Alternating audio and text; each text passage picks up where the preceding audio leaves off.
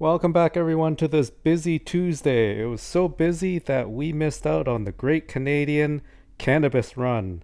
But today wasn't a total miss. We did manage to make some gains on some very familiar names. Top names for today: Neo, Robin Hood, and of course, Krispy Kreme. Check out the highlights for today.